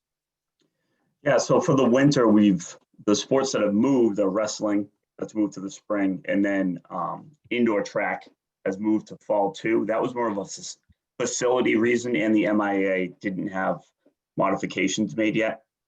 So we chose to kind of back off of that. That was a later decision that we made as a school. We were going to try to do it at Wheaton. We just looked at it logistically. The day they were going to give us, you know, it wasn't going to work. It wasn't going to be beneficial for the kids. It wasn't going to be worthwhile. So we chose to move it. Basketball is happening. That is the only sport that will happen in our high school. Gymnastics is at O'Leary's. O'Leary's Gymnastics right down the street in Norton. Hockey is going to be at FSC, which is the Foxborough Sports Center. And then we have swimming, which is at Wheaton, which all 3 of those facilities, I visited all of them this week. They're doing a great job. They're definitely safe. They're definitely following all the protocols. You know, I can't say enough about them. And then inside our building, as always, we're doing the same. And it's a lot of work for basketball because we have to break down an entire cafeteria in the gymnasium every day and then set it back up. So the coaches and the players have been the ones doing that this week. So they've done a great job putting it all back together to kind of take the strain off the custodial staff. That's how the season's going to look. We're not having any practices over break at our facility. So the 3 outside teams are going to practice over break at their outside facilities, but we're not going to allow students in the building just so the custodians can do their jobs, get a good cleaning in, and you know, be ready to go when we come back January 4th. Thanks, Aaron, very much. So as you know, there's a lot of discussion around topics like this, and you all know that I have a saying that there's hills I just don't die on. There are issues that I just say, you know what, there's so much going on that this issue might make my top 3, but is not necessarily my number 1 issue. That said, as we look at these students and participating right now, today, from Aaron to me and back and forth, the league is playing. Specifically, our part of the league is playing. Some of the other communities in the other larger group are not playing because they're already having some issues with significant COVID cases. We don't have significant COVID cases within the schools, and I'll share some of the numbers with you later as we talk about remote. But we have had some significant quarantining issues, including about 100, I believe we're at 116 students right now. So when we look at this issue comes down to giving some, for lack of a better word, normalcy from day to day. This would also, to be quite honest, help to support our student activities. So when you look at student activities, so our clubs and all of that, we're going to have to come up with because if they are remote, they potentially could still come into a school, i.e. the art club could potentially still meet, or any of those situations. So we have to figure those out still on behalf of our students. So a positive vote keeps us moving forward. A negative vote basically says that we're not going to have any sports, and any of this could change depending on an announcement from the governor's office that some of us anticipate is coming. So if I could just ask for some clarification. I think that if anybody's following the dashboard, I hope everybody knows that there is a dashboard on Norton Public Schools website with numbers. I think we can see, as you shared, Dr. Bayetta, maybe our positive case number is, sort of not out of control, but we have a large number of students and staff who are required to quarantine. Yeah, so I can give you those numbers if you'd like, just to back you up on that comment.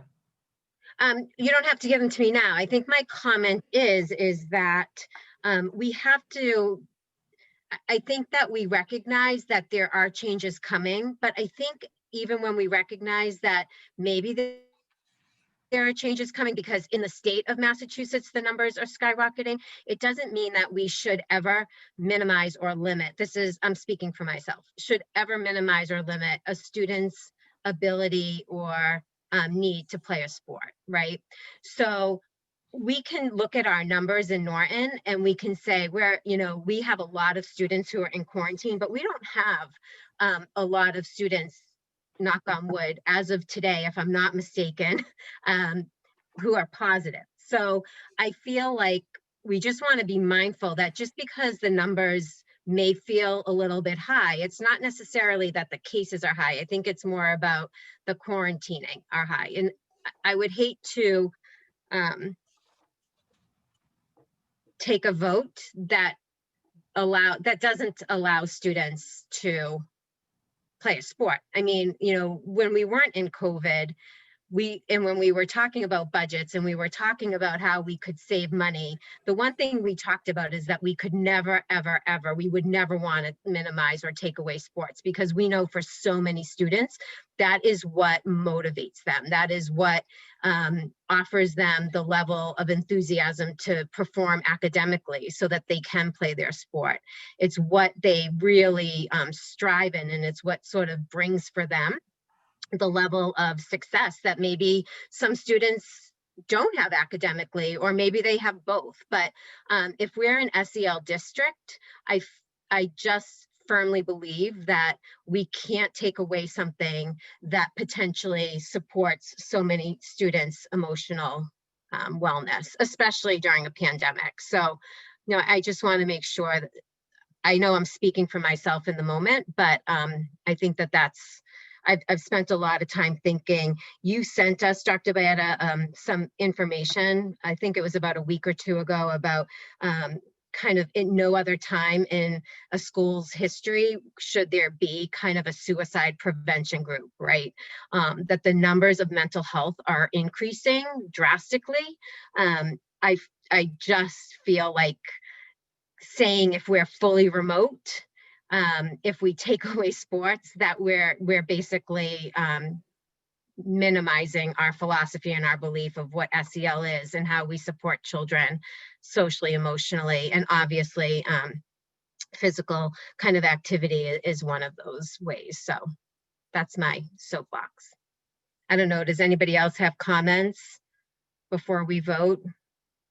You've pretty much said everything that I feel. I mean, I don't see the need to take away sports just because we go remote, because we may have, not enough teachers in the building. I think that sports are a huge part of our high school students' lives. And I think that, sometimes people think because the high school kids are older that they can handle remote learning. But the mental health issues of high school kids with a lot of these changes is scary at times, and not being able to see friends. And that's really the only way they can connect. So Carolyn, you said it perfectly. I'm ready to vote on it. Any other comments, anybody?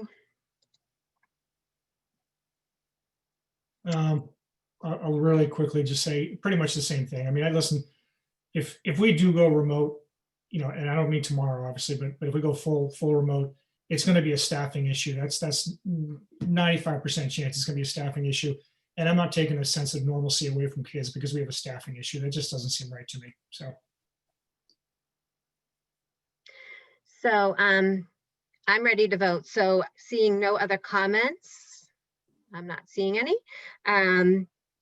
Is there a motion to approve? I have to take a vote, right? So to approve the continuation of winter sports, even if Norton Public Schools is remote. Correct. Okay. Is there a motion to approve the continuation of winter sports in the event of remote learning? So moved. Second? Second. All in favor? Sherry? Yes. Kathleen? Yes. Dinesh? Yes. And Dan? Yes. And I am a yes. We know that it's tricky, and Aaron, thank you so much. Sort of just like Dr. Bayetta, I sent you an email asking you a couple questions, and so quickly you responded and gave me really such thoughtful information that helps kind of in planning and thinking about the students who would be impacted by this conversation. So thank you, I really appreciate that. And I just want to say thank you to the school committee and Dr. Bayetta for your, constant support during all of this. It's been a really big help. It makes my job a little bit easier. Thank you. Yeah, we know none of this is easy. And Aaron, we absolutely know that in any moment, anything can change, right? That the governor can sort of change our decision. We also know, and we hope, I wasn't aware, Dr. Bayetta, but it sounds like DESE wants these conversations to happen with school committees. So my guess is hopefully we can be sort of the start, kind of, maybe others can follow us. That's what we like to do in Norton, is kind of be leaders in making big decisions that maybe others can follow in sort of the same footsteps as us, to say, just because kids are remote doesn't mean that we should take away sports, especially knowing that we may be remote, or other districts may be remote as well, because of the lack of staffing and not because of students. So keep us posted, Aaron, how that kind of plays out. Absolutely. Thank you. Thank you. So we are on to other topics, topics not reasonably anticipated 48 hours in advance. I would like to actually start, if that's okay with you, Dr. Bayetta. So we received, or I'll speak for myself as chairperson of the school committee. I am not speaking on behalf of the school committee. I am speaking for myself as a school committee member. Governor Baker received a letter that was written to him from the Mass Association of School Committees and also the Mass Association of School Superintendents. And to summarize that letter, it basically, and I'll just read one line of it, the members of our two associations have expressed deep disappointment, frustration, and at times outrage. And the letter goes on.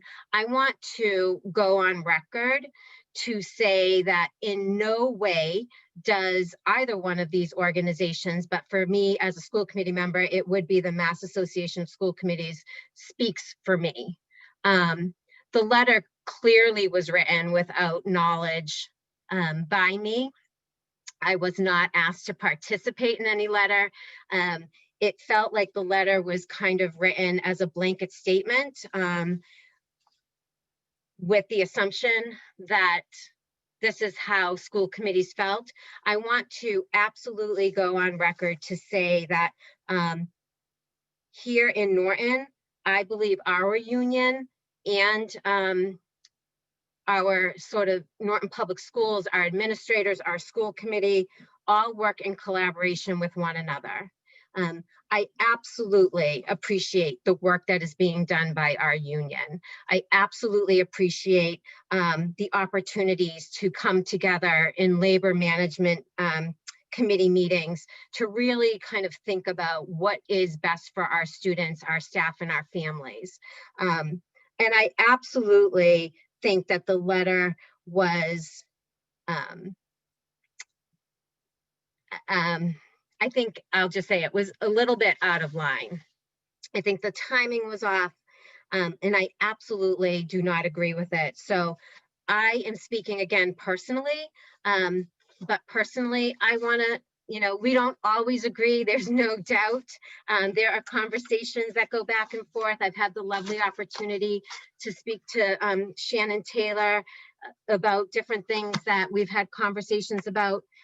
We don't always see eye to eye, but we always come up with a plan of how we can move forward in the best way possible. And I think that here in Norton, we're really happy with the relationship we have. We know how hard our staff works, our teachers, our paraprofessionals, our administrators, all staff in Norton Public Schools. So I just wanted to make sure I went on record to say that by no means do they speak for me. And the letter, I think, was outrageous. So I'm not sure if there's any other school committee members that would like to make a comment. I'll echo what you said there. The MASC doesn't speak for me. I'll speak for myself. Thank you very much. And I think anybody in Shannon Taylor or anybody in the union who's dealt with me in the past knows if I have an issue, I'll tell you about it directly. It's not going to be from the MASC. I certainly wouldn't hide behind the letters. I can tell you that right now. That being said, I'll also say, quite frankly, I don't really care about the MASC, and that may be an ill-advised thing for me to say, but it's true. I work for the citizens of the town of Norton, and I work to make the Norton School District better. I really don't give a whit about being part of some larger Massachusetts association, quite frankly. I don't know what I get out of them. I think the letter was ill-advised at the least, and plain stupid at the worst. We've as you said, we've had a very good relationship with the union in the past. I don't think it's been contentious in any way, shape, or form. I think recent history has shown that we work together very well. So, listen, somebody sitting in an office somewhere decides to fire off a letter, let them. It has nothing to do with us, quite honestly. It doesn't have anything to do with Norton. Doesn't have anything to do with the Norton School Committee. It doesn't have anything to do with the Norton Teachers Association. Without being too, unpolitically correct here, screw them. I really don't care about them, quite frankly. So. I just want to add that the beginning of the letter seemed to be so good of saying, what we really needed from Governor Baker. If you want us to go back to school, you have to lift the 6 foot. And the beginning of it was great. And then all of a sudden it changed from our government telling us how to run our schools to that it was an anti-union thing. And I echo what Carolyn and Dinesh say. I mean, we have a really good relationship, and we don't want to be associated with that negativity of that letter. I just want to echo, everything that you guys have already said, but I think that we really do have something special in Norton here, just all around. And, listen, the one of the good things about us is we can agree to disagree and still, care about each other, ask about people's families. That's just how it works in Norton. There's no animosity. There's no, there just is none of that. We may not agree on some of the school stuff, but we generally do care about, every person that's involved. And quite honestly, I think, MASC could take a real lesson in how Norton works together. I think there's a lot to learn from our community. I'll just add one more thing, by the way. I think the MASC and the MASS, they forget one thing, and I'm not some friend of the unions when I say this. Don't get me wrong, but the idea of negotiating changes in working conditions, that's the union's job. That's what they're supposed to be doing. So the fact that they're doing it should surprise nobody, quite honestly. And people who are taking it personally and pointing fingers, that doesn't make any sense to me. This isn't something new, quite honestly. This is what they're supposed to do to protect their membership. I get it. I may not like it all the time, but I get it. So it is what it is. Stop crying, MASC. Let's move on. Great. Madam Chair, on behalf of Shannon Taylor, the president of the Norton Teachers Association, she writes to the school committee, thank you so much. We have worked tirelessly for years together to keep open communication and keep our relationship with the school committee and administration in good standing. We are doing great things in Norton, and we do it by listening to each other and learning from each other. We will keep moving forward together. She goes on to say, together we have health and safety of students and staff first during a pandemic. Extremely proud of the work we are doing. So just adding that to the record. Thank you. I really Thank you. appreciate that. And I think that we really are. I think we are a proactive community. I think we try diligently to come to the table, agreements, disagreements, kind of figure it out and do what's right and what's best for all parties involved. So we know it's not easy. We know that sometimes there are more struggles, but I think that personally, that letter just to me felt really, it just felt it felt off. It felt out of line. So we can move on, Dr. Beata, for other business. Thank you. I have a couple to bring up. One is we have a timeline on the capital plan being due. You have that information. Thank you to the work of Wade Lazat and Matt Wells. And also Sherry Cohen, who actually last year at some point actually did a walkthrough with us to take a look at a number of items that we needed to think about. But before you have a 5-year capital plan as much as needs to be published in order to go forward to the Capital Improvement Committee, Finance Committee, Board of Selectmen, Town Meeting. So we've put together in our priorities, which includes $1.5 million worth of requests in the current FY, what's going to be FY 2022, which is actually 1.845983 million. This does not include the athletic complex. It's noted here as just a placeholder, but that's money that's not part of capital. That's a potential borrowing item. You also know that we're working thanks to Matt, and Matt, feel free to make a statement, or Wade. We're also working with the train situation, which I believe is also being discussed with the Board of Selectmen. And we're also looking at capital and looking at the potential to borrow because the rates are so low. Those are conversations that I think the 5 of you are going to have with the selectmen. Is it the right timing? Should we be doing this? And so on and so forth. So we do need to vote this. And so that we can meet the deadline of sending it to town hall, which is the 22nd.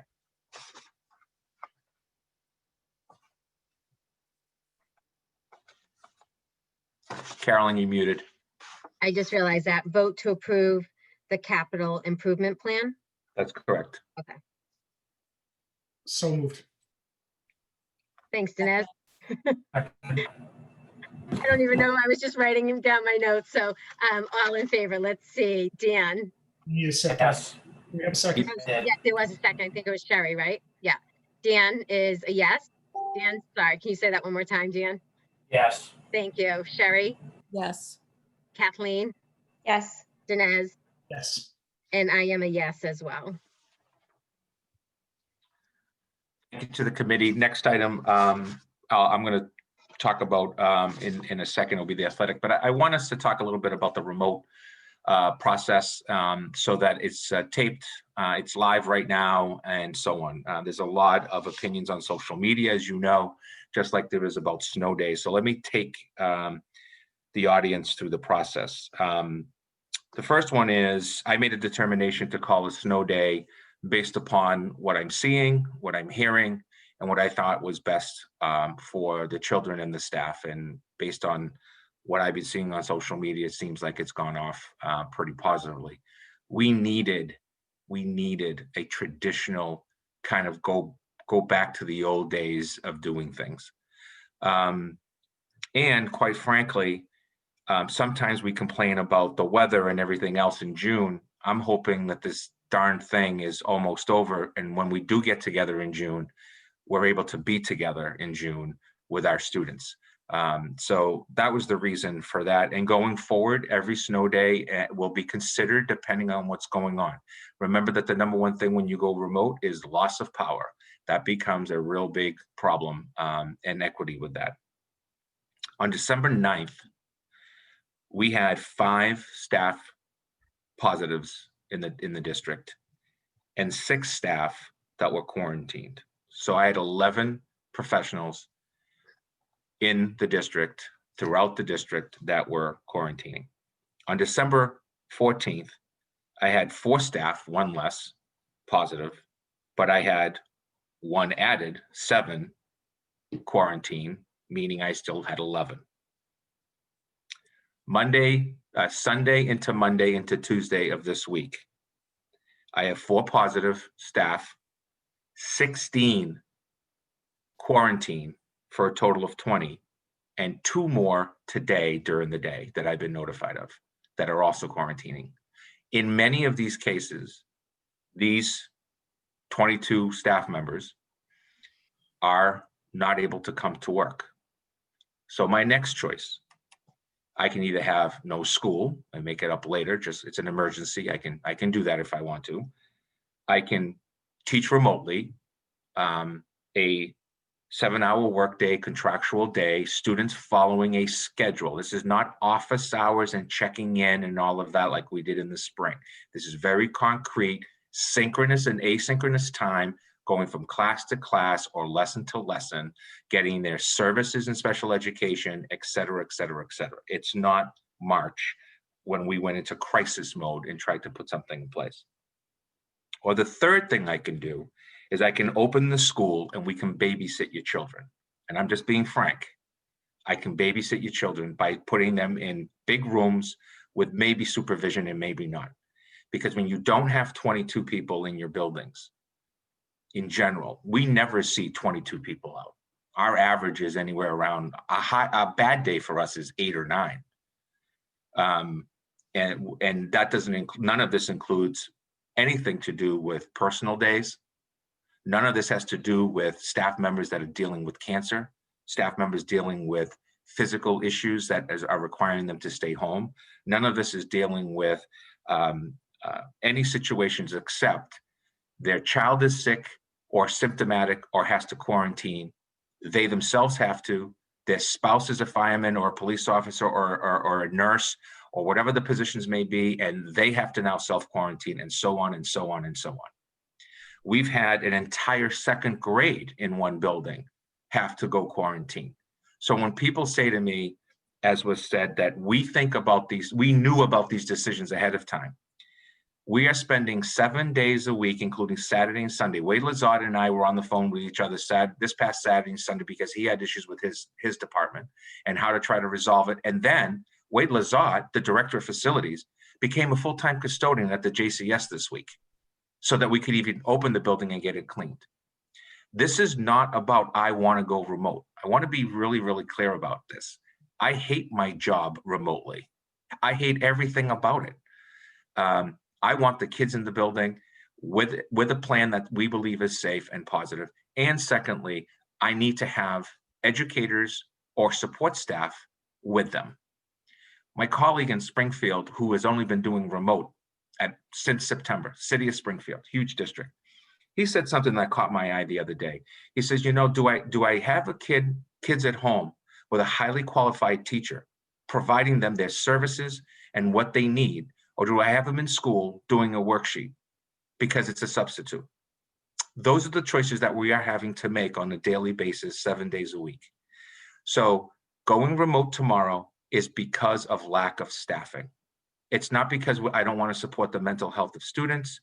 I clearly understand the complications this means for preschool and kindergarten and having 2 and 3 kids at home. I get it, but I don't have a place for them to go. Because I just don't have the adults. The other part that I think is important is that we have 116 students being quarantined right now. So that we never see numbers like this in our district. And then lastly, I make these decisions solely based on facts and information. So 14 cases is not a reason to close a district. It isn't. Anyone who makes that argument is absolutely correct. But 22 adults not being able to come to work is a reason why you close your district. And all of this uptick is a result of Thanksgiving, where we all said, be careful. And we all took chances, including myself. And we're going to see it again after the Christmas holiday break. Currently, I am not and do not have any intentions of closing down on January 4th. Right now, today, I am looking to make a decision by tomorrow to try to provide even more time to families about Tuesday and Wednesday, because Monday is a traditional remote day according to our schedule. So my goal tomorrow when I'm in the office is to bring my people together, continue to look at the numbers, because we still get the phone calls of the positive from the Board of Health, or we still get the phone call or email from a staff member that has to quarantine. And we will make a decision.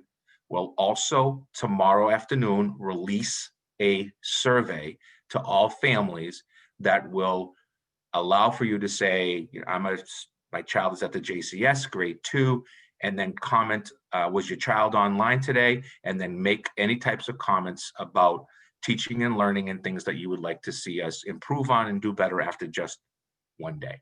And then we'll make decisions about going forward about Tuesday and Wednesday. That's my goal. Again, if I continue to have 22 people out, I don't know how I open the building, but I also have the potential that some of these people could be coming back as early as Tuesday or Wednesday. So that could change. So that's the process that we are utilizing in trying to make decisions. And I utilize the Board of Health, the Massachusetts Department of Public Health, and I have to talk to DESE on a regular basis anytime there's a positive case. So that being said, we are currently in a remote model for this Friday, and decisions about Tuesday and Wednesday to be made by Friday night based on what do my numbers look like and do I have staff to be able to open. I would prefer to open Tuesday and Wednesday and allow, like I did at Thanksgiving, for people to have that one day of being with each other. But at this time, I don't have that. Haven't made that decision final, one way or the other. So that's the process for that. I just wanted to get that out there. Every family needs to be prepared every day for potential 14 days of being home, period. We all have to be ready for that, right? I live in another town. My child goes to Norton Public Schools. I have to come up with a way, even though she's a high school student, I'm in a whole different town. I got to come up with a way of not having someone home by themselves all day. We have called parents to pick up their children because of a situation and sent home the entire class. We've done that at the LGN, I think twice already this year. You have to prepare that children could be home at any point because of this pandemic. There's no way around it. Those are the rules, the regulations, the requirements in order to try to keep everybody safe as much as possible. Okay. I just was going to add, Dr. Beata, you and I have had plenty of phone conversations where, you'll call me and kind of give me an update. And then 2 hours later, you'll call and you'll say, you'll never believe what just happened. That sort of the numbers change that quickly, that you kind of are totally caught off guard.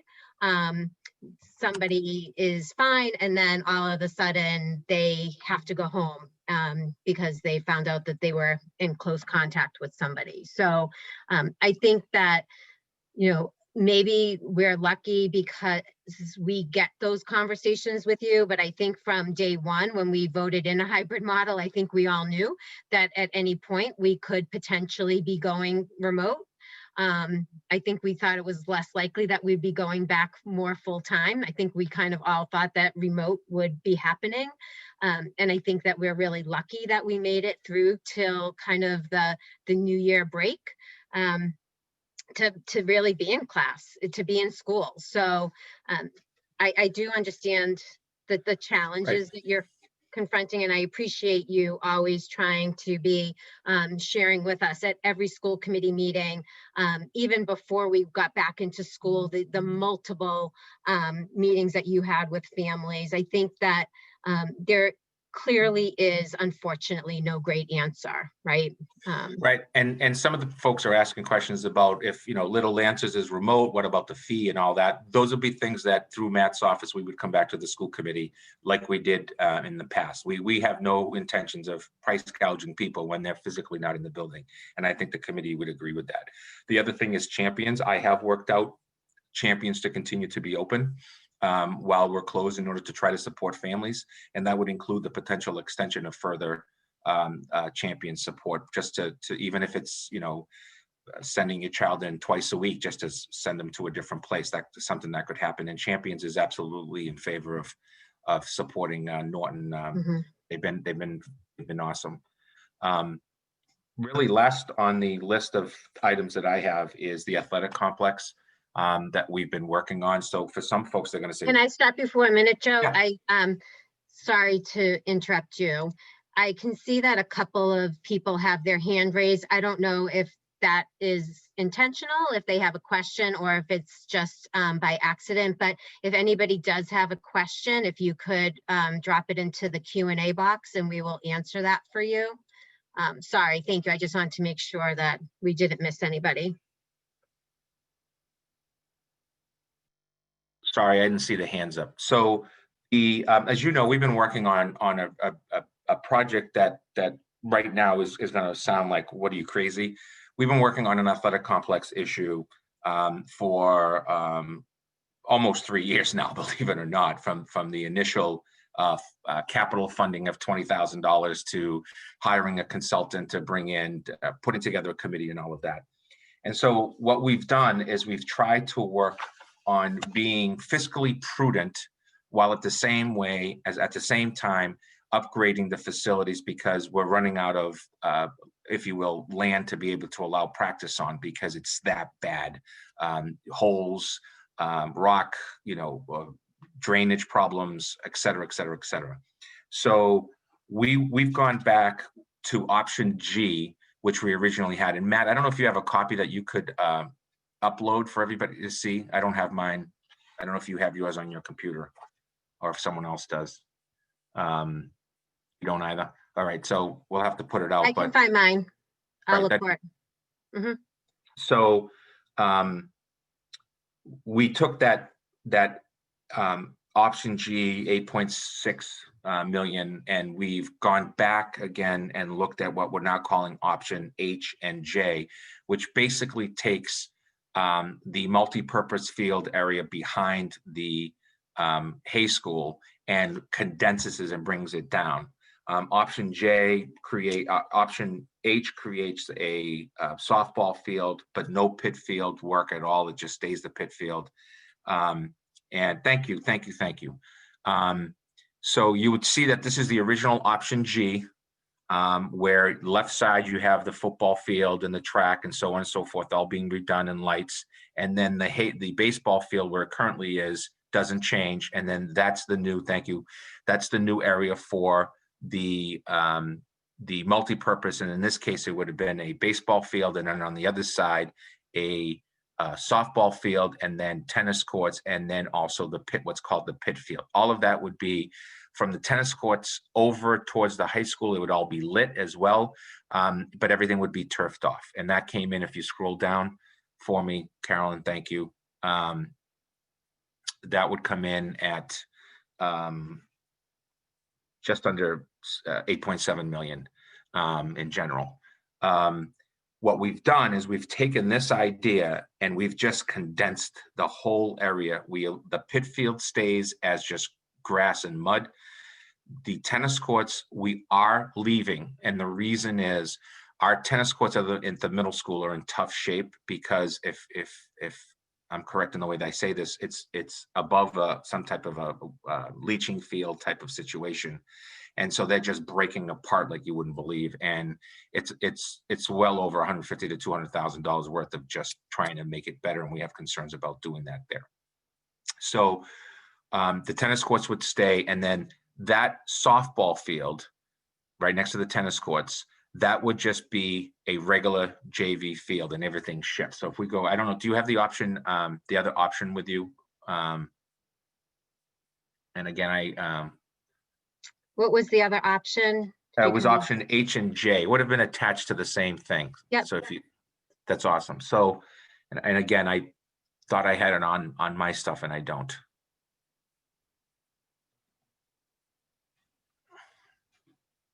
So what would happen is everything becomes more condensed, and we end up with the baseball, the track and all of that stays the same. The tennis courts stay the same. And this is option H. The JV baseball field is no longer a turf field. It's just a regular field. But then we have a softball field with a multi-purpose field. And this is actually supported by the athletic director, Aaron Sumner, as the best option in order to be more, if you will, frugal in our attempt to get a project moving forward. And you'll see that the cost on this comes in at $5,793,778.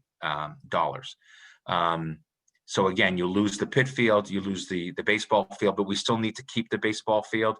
So if you go to the next one, option J, the reason why we're not liking this option is because it actually eats up so much of the JV baseball field that we would not be able to use that field.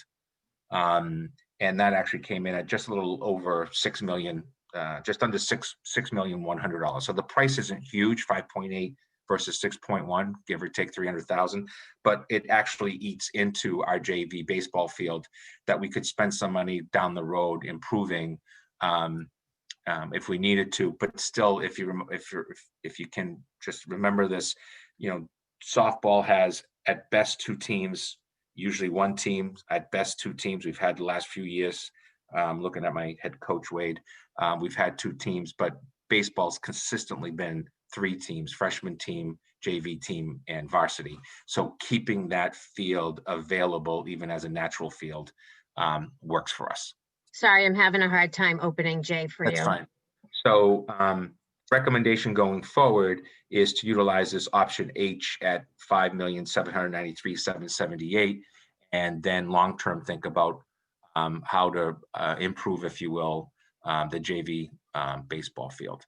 This is a change from your original vote, and it does need to go through the process of Town Hall Permanent Building Committee, which I believe is meeting sometime in the next few weeks. We're meeting Tuesday, so it would be great if we could present to them on Tuesday so that we have a full picture of what's going forward. Right. And this requires a vote. It from does. us. Yes. It does. Has everybody been able to see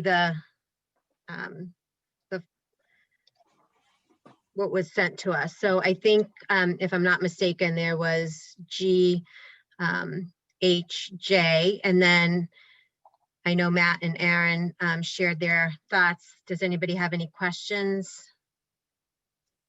So our vote would be to amend our original vote, or can we just vote for a new? Yes, you would be voting to amend your original option G to be option H at a cost of $5.8 million. Original option G, you said, to H? Correct. Correct. Okay. And I know you said it was, I closed it already, so can you refresh my memory, So the option is the high school in its entirety, the track, football field, lights. and I know it's H, but what was the total? I'm sorry. Oh, I'm sorry, $5,793,778. 793. 5,800,000. How's that? Yes. Good. Okay. So is there a vote to approve, to amend our original option G to option H with the new total for the athletic complex being $5,800,000? So moved. Second. All in favor?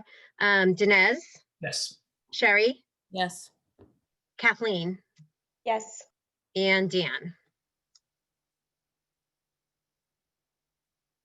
No. And I am a yes.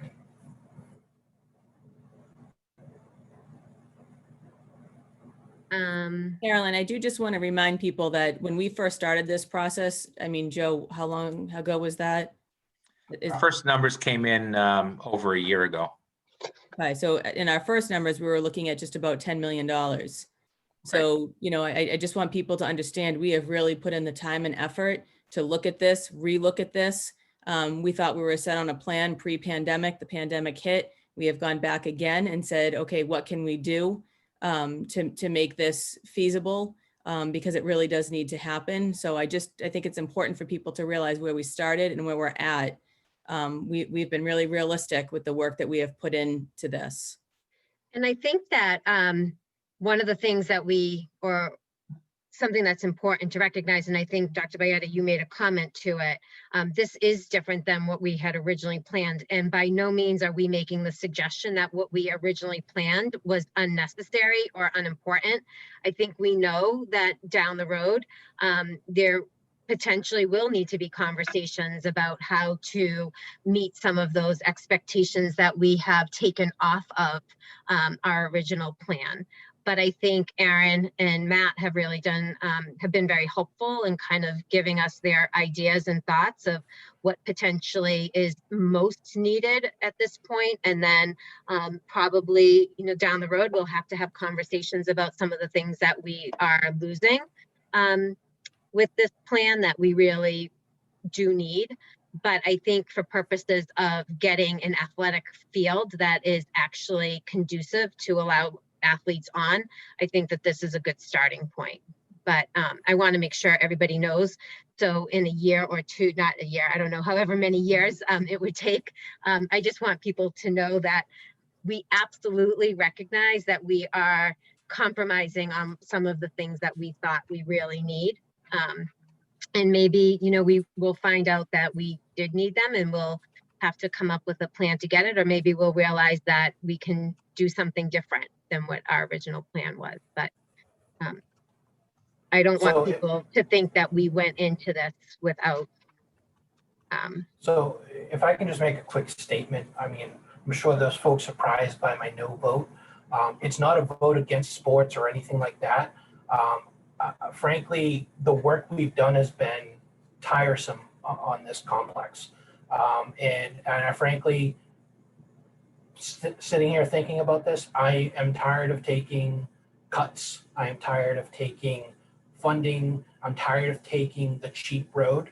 I wholeheartedly am behind in a complex, but I firmly believe that the plans we came up with are the ones that we should stick with. Obviously, I am the lone vote, which is fine. I am appreciative of everybody's work, and this is not an anti-sports vote.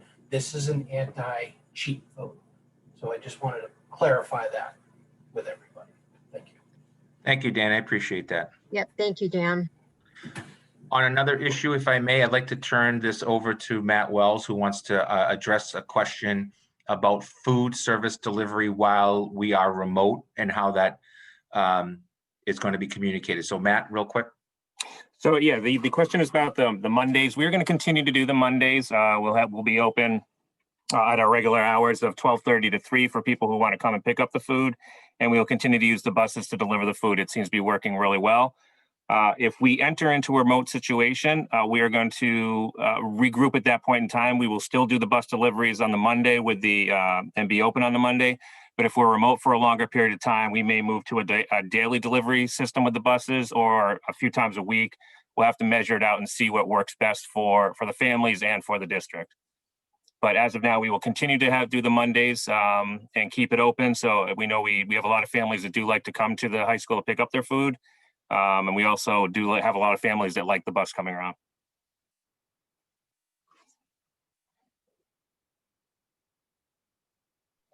Thanks, Matt. I was trying to unmute myself.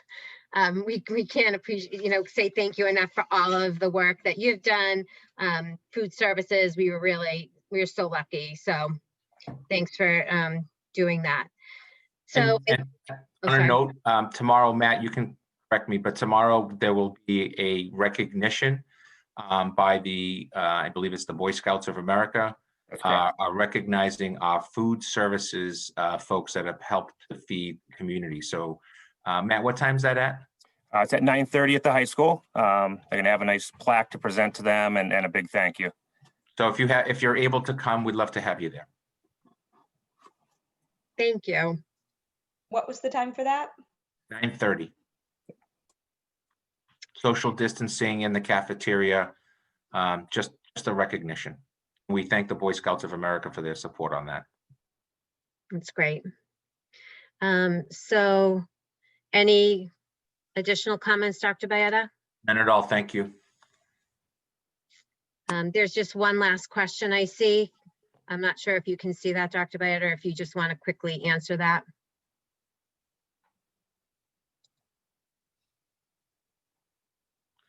So question is, if we are still short-staffed next week and that forces you to go to remote next week, when will we find out?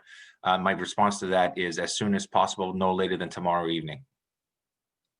Tomorrow meaning Friday the 18th. I'm trying to make that decision sooner than later.